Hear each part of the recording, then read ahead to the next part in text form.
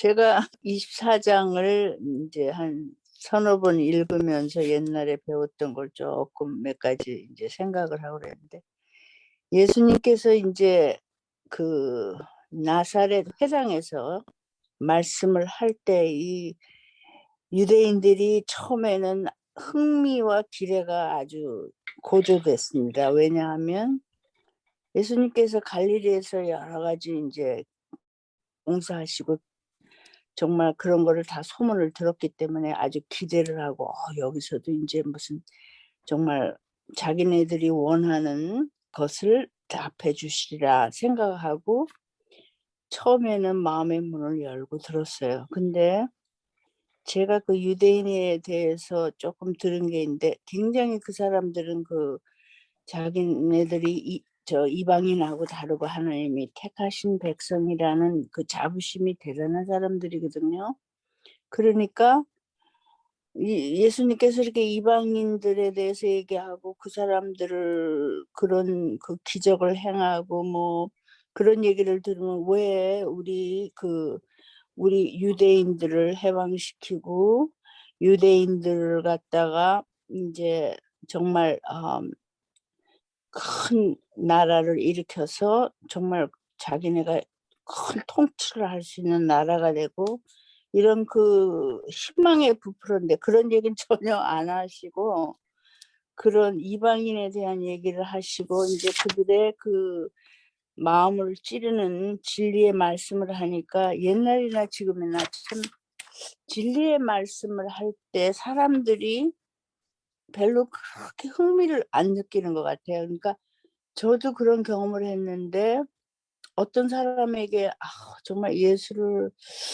예수님이 정말 우리에서 돌아가셨다는 거, 나 예전에 나는 참 실감이 안 갔는데 요즘에는 정말 실감이 간다 하고, 제가 몇 년 전에 우리 가장 친한 동생 같은 애한테 얘기를 걔는 관심이 없더라고. 그러니까 아무리 그래서 우리 교회를 여러 번 갔어요. 갔는데 먼 데 사는 아이인데, 언니 근데 나는 통 말이 들어오지를 않는다.'는 거. 그러니까 이 진리의 말씀을 받아들일 때는 어떤 그 마음의 문을 열고 마음이 깨끗하고 성령의 역사가 있을 때 들어오지, 자기의 아집과 의견으로 꽉 차고, 특히 그 나사렛에 있는 장로들이나 이런 사람들은 지식이 인제 그 사내들인 그 회원들 같은 사람들은 아주 뭐 모세오경을 꿰잖아요. 그러니까 그런 사람들한테는 그게 꽉 차 있고, 우리는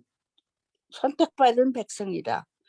그러니까 이방인에 대해서는 관심도 없고 그 사람들은 구원을 받을 수 없는 사람이라고 그렇게 생각하고 있는 사람들이거든요. 그러니까 예수님이 딴 얘기를 하시니까, 누가복음 4장 18절에 주의 영이 내게 임하시니 이는 가난한 자들에게 복음을 전하게 하시려고 내게 기름을 부으심이라. 그가 나를 보내셨으니 이는 마음이 상한 자를 자유케 하시며 포로들에게 구원을 선포하고 눈먼 자를 보게 하고 짓밟힌 자들을 해방시켜 주고 주의 기뻐 받으시는 해를 전파하게 하심이라. 그러니까 이런 말씀을 하실 때 이 사람들은 그런 거엔 관심이 없고, 어떻게 하면 예수님이 예수라는 사람이 이렇게 대단한 사람인 것 같은데 우리를 이끌어서 정말 자기들의 소망, 영광스러운 나라가 되고 통치를 하고, 이런 그 옛날 솔로몬 시대 같이 이제 그런 거를 꿈꿨겠죠. 근데 그런 얘기는 전혀 안 하시니까 인제 마음이 좀 강팍해지는 거예요. 그래서 어 정 제가 쭉 얘기를 보니까, 이 왜 우리가 빛을 받잖아요. 그러면 받으면 '아우 훌륭한 말씀이다.' 많이들 그렇게 생각해요. 그렇지만 그 빛을 받고 활용을 해야 되는데, 그거를 자기 성품이 변화되고 나가서 정말 자기의 행동과 모든 것이 남 보기에 '아 저 사람은 정말 빛을 받은 크리스찬이다.' 진정한 크리스찬이다 하는 그런 것을 나타낼 수 있는 우리가 행동을 해야 되는데, 뭐 말씀은 다 이렇게 빛을 받았지만 그것이 들어가서 잘 소화가 안 되고 행동은 반대로 하게 되면, 아니면 곁길로 가든가 그렇게 되면 그게 아무 소용이 없는 거예요. 그래서 정말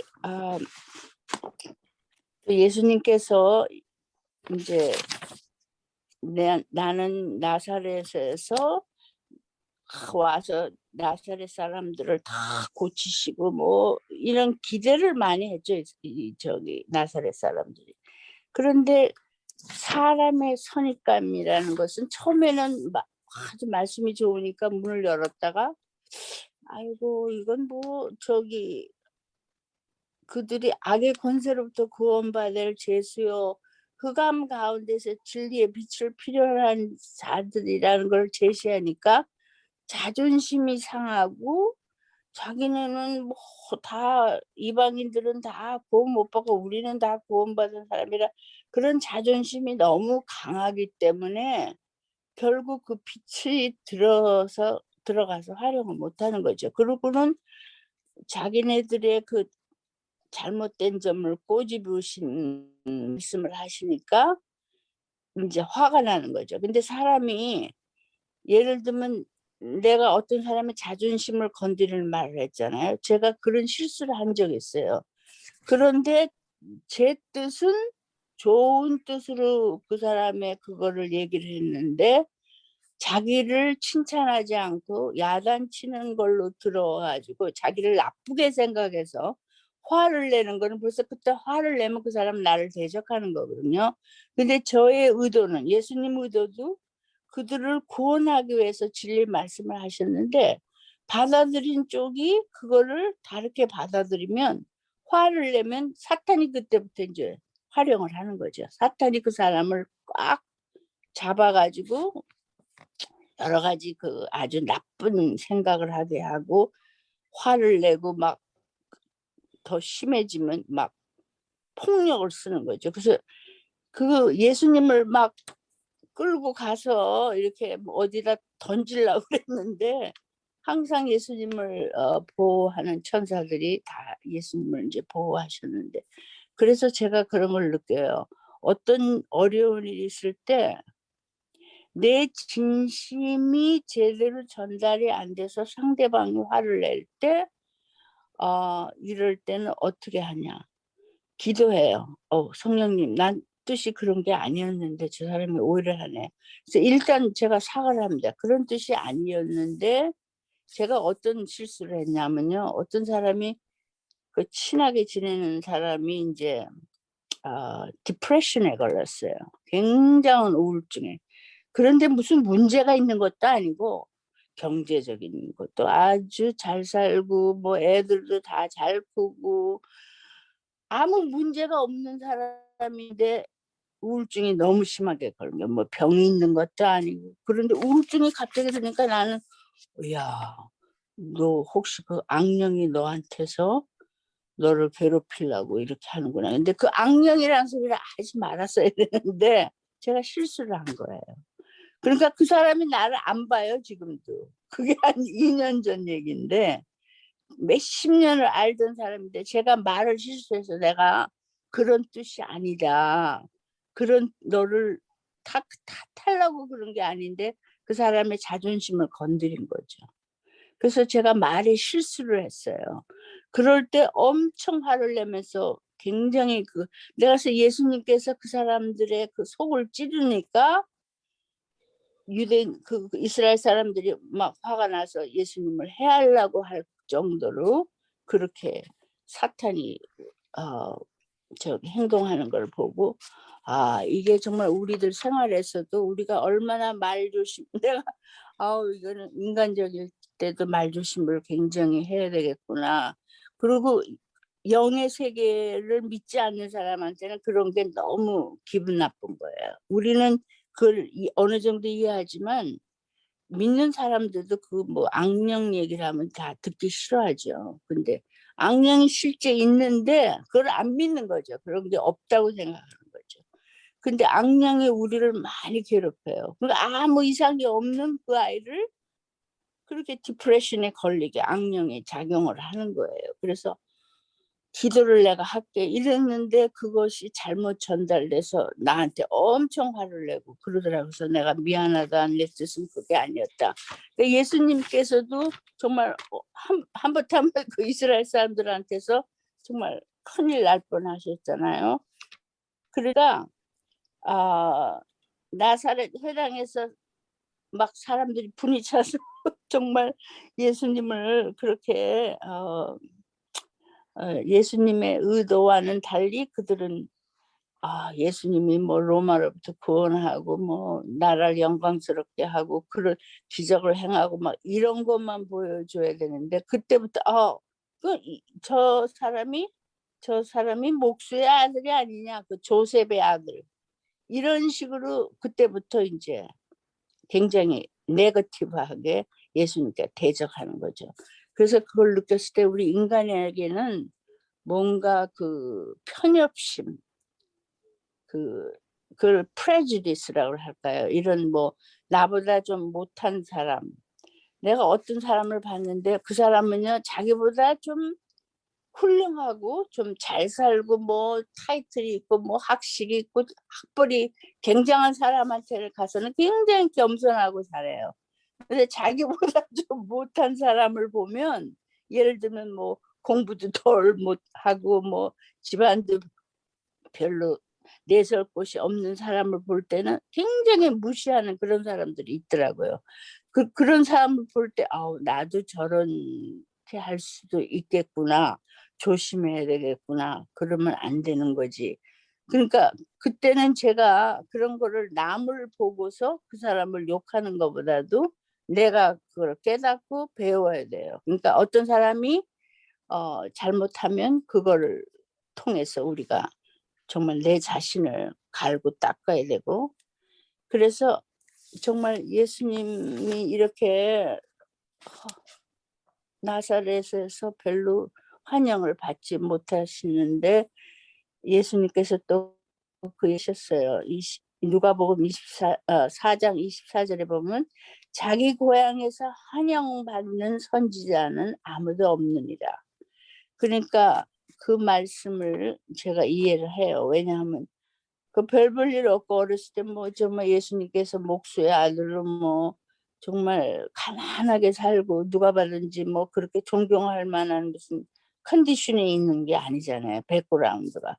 그런데 아이고 그러니까 사람들이 벌써 그런 데서 딱 뭔가 생각이 고정돼 버린 거예요. 그게 항상 마음속에 있고, 그러고 그 형제들도 다 보면 다 그냥 뭐 내세울 곳이 없는 사람들이니까 정말, 그래서 우리가 나보다 못하고 가난하고 더 힘들고 이런 사람들한테 더 마음을 정말 그 사람을 제대로 우리가 대접하고 이런 거 우리가 배워야 되겠다는 걸 깨달았습니다.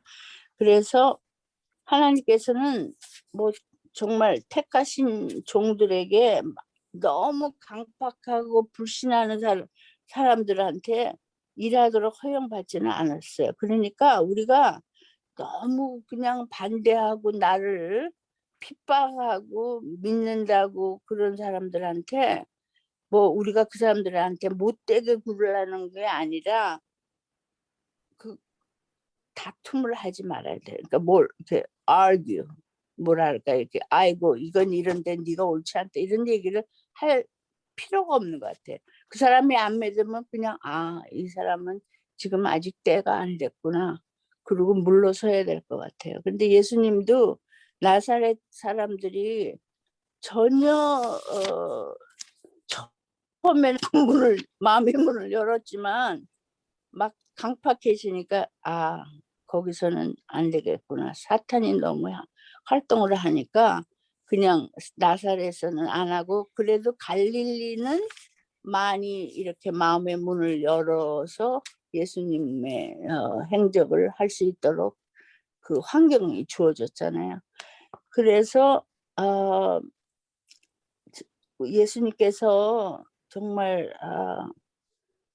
나사렛에서 수모를 당하시고 그런 걸 볼 때 아유 얼마나 마음이 그거 하셨나 그런 생각하니까 눈물이 나오더라고요. 왜?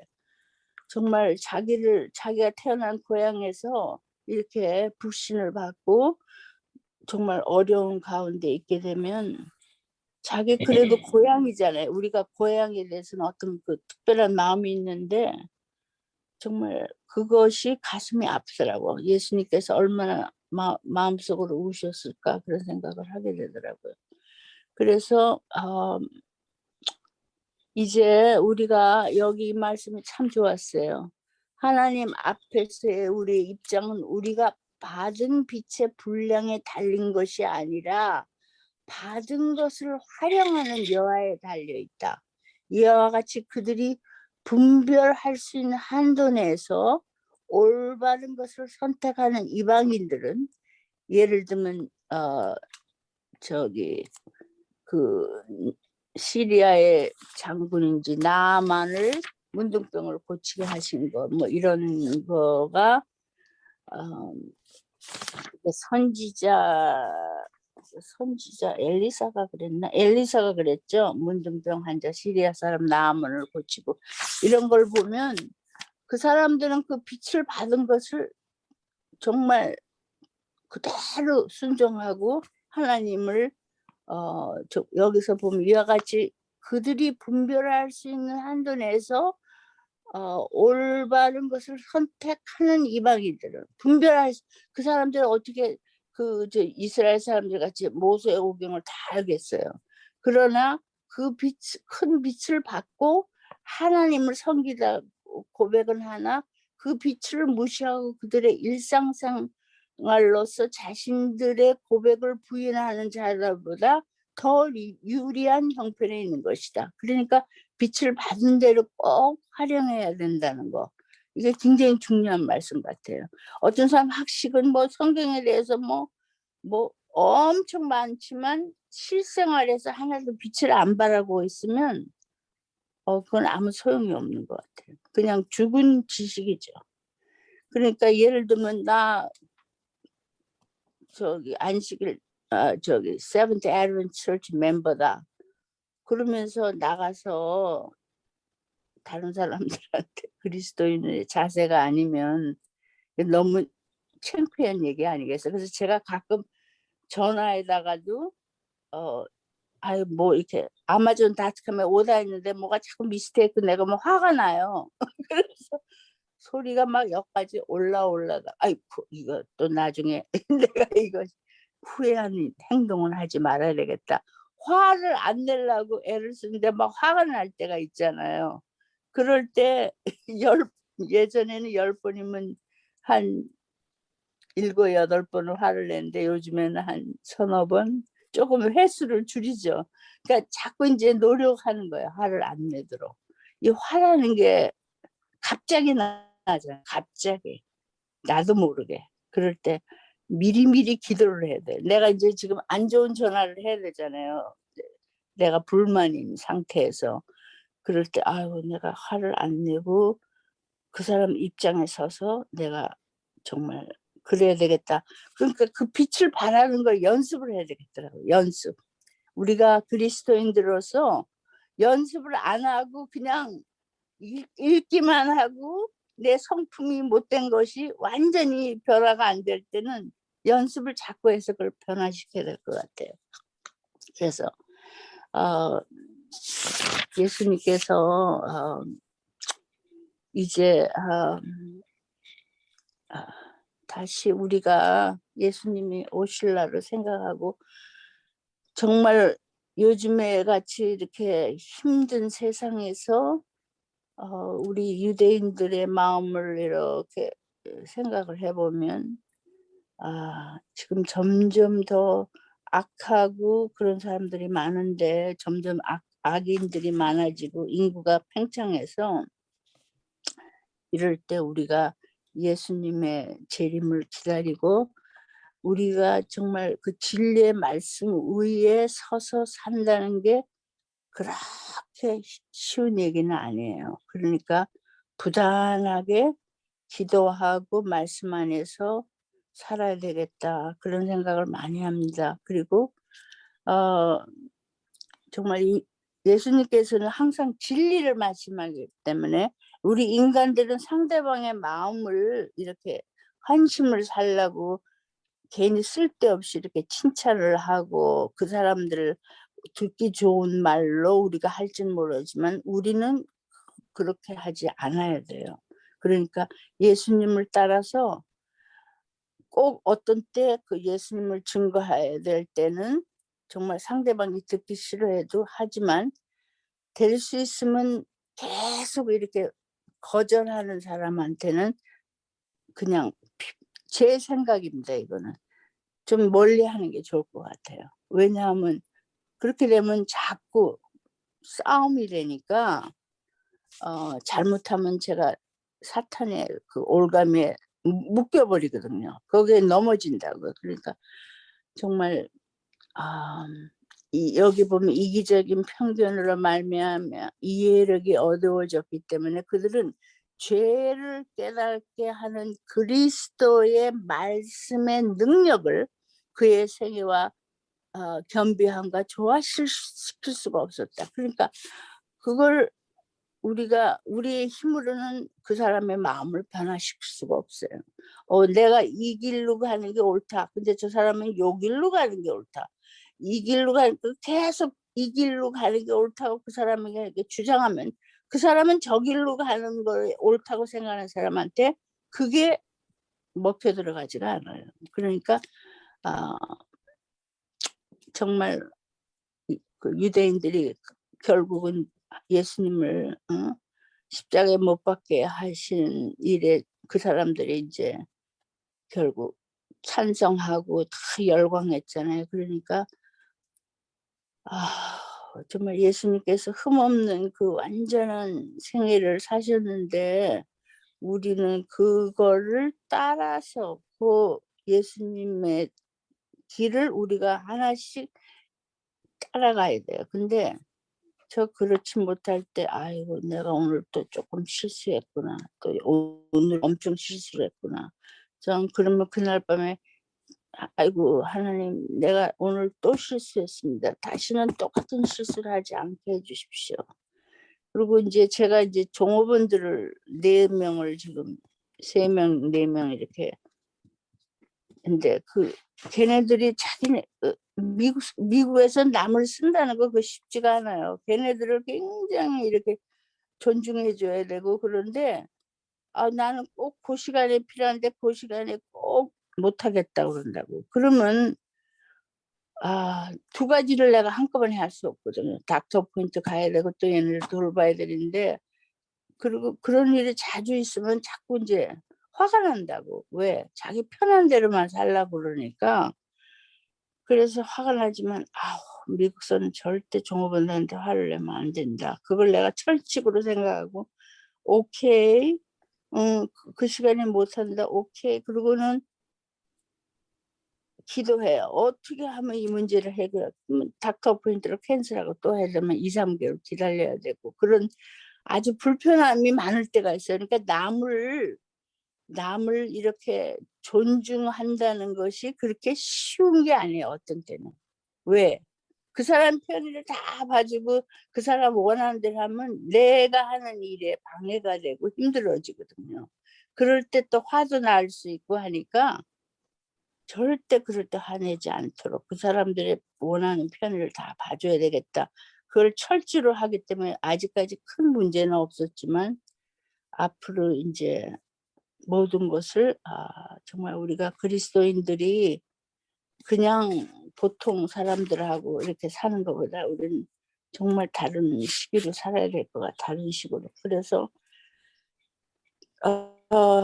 예수님께서 정말 마음이 상한 자를 자유케 하시며 그래서 제가 마음이 상할 때 마음이 어떤 일로 상하잖아요. 그러면 "아유 예수님 제 마음 상한 점을 예수님께서 좀 메꿔 주세요. 그거를 고쳐 그 상함을 너무 깊게 가지 않게 해 주시오." 이런 말씀을 보면 하나 예수님께 기도하면 마음이 상한 것도 자유케 하시며 그 얘기 한마디에 제가 생활에 이렇게 이제 어플라이 합니다. 이렇게. 그리고 짓밟힌 자들을 해방시켜주고, 정말 옛날 사람들은 많이 억울하게 그 양반들에 의해서 짓밟히고 통치자에 의해서 짓밟히고 그런 사람들이 많았죠. 지금도 뭐 그런 수가 있겠지만 어느 정도 민주주의라고 해서 좀 덜 하겠죠. 그런데 예수님은 그런 사람들을 위해서 온 거지, 잘 살고 뭐 정말 뭐 지식이 많고 정말 모든 게 높은 자리에 있고 이런 사람을 부르러 온 게 아니잖아요. 더 이렇게 가난한 자들에게 복음을 전하게. 그래서 나는 옛날에는 가난하다 그러면 그냥 물질적으로 가난한 것만 생각했어요. 근데 마음이 가난한 자, 마음도 가난한 자, 그러니까 그런 사람들에게 전하게 하시려고 오신 거거든요. 그러니까 우리가 지금은 유대인들 중에 예수님을 믿는 사람이 소수가 있다고 그러더라고요. 근데 제가 몇십 년 전만 해도 그렇게 없었는데, 이게 마지막 때에는 유대인들도 거의 대다수는 예수님이 아직 오신다고 생각하고 있거든요. 근데 예수님이 초림하신 것을 믿는 사람이 있긴 있더라고요. 옛날에 우리 교회 목사님 중에 한 분이, 미국 목사님 중에 한 분이 유태인이었어요.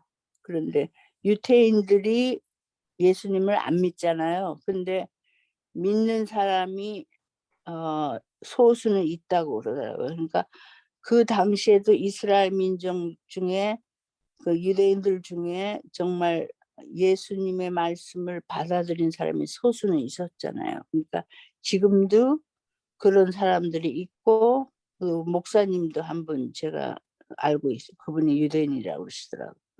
그래서 그들은 정말 아브라함의 자손으로 선택을 받았지만 예수님을 부정하고 그 정말 빛을 받아서 실제로 활용하신 분은 얼마 안 된 소수라고 그렇게 제가 알고 있거든요. 그리고 이 말씀 중에서 혹시 더 좀 추가해 주실 분이 있으시면 좀 보태 주실래요? 저는 그냥 3번 정도 읽고 지금 말씀드리는 거기 때문에 더 깊이 연구하신 분들 말씀을 좀 듣고 싶으네요.